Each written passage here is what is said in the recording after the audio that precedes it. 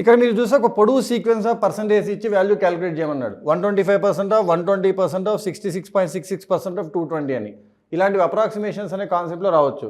ఇక్కడ మిమ్మల్ని ఎగ్జామినర్ అడుగుతుంది, మీకు వీటన్నిటి ఫ్రాక్షనల్ ఈక్వలెంట్స్ తెలుసా? నిజంగా 125 ఇంటూ 120 ఇంటూ 66.66 ఇంటూ చేయమని కాదు. 125% అంటే అర్థం ఏంటంటే 5/4 అని. 120% అంటే అర్థం ఏంటంటే 6/5 అని.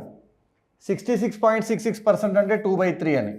ఈ విషయం మీకు తెలిస్తే ఆన్సర్ స్ట్రైట్ ఫార్వర్డ్ అయిపోతుంది. ఇవన్నీ ఇంటూ చేసి ఇంటూ 220 చేయండి అని అడుగుతున్నాడు. సో మీకు పర్సంటేజ్ని ఫ్రాక్షన్స్గా మారుస్తే ఈజీ అవుతుందంటే ఆ ఫ్రాక్షన్స్గా మార్చి ఆన్సర్ చేయడం కరెక్ట్.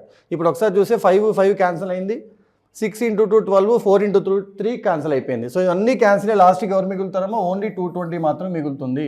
సో మీ ఆన్సర్ 220 అని పెట్టి నెక్స్ట్ క్వశ్చన్కి వెళ్ళిపోతారు. సో ఇలాంటి సింపుల్ లాజిక్స్ కనుక కాన్సెప్ట్స్ కనుక తెలుసుకోవాలనుకుంటే కింద డిస్క్రిప్షన్లో ఉన్న లేస్ అకాడమీ యాప్ డౌన్లోడ్ చేసుకోండి. మీకు కావాల్సిన కాంపిటేటివ్ ఎగ్జామ్స్ అన్నిటికీ సంబంధించిన కోర్సెస్ ఉన్నాయి, ఎన్రోల్ అవ్వండి. ఇంటి వద్ద నుండే మీ ఎగ్జామ్ క్రాక్ చేయండి. Thank you.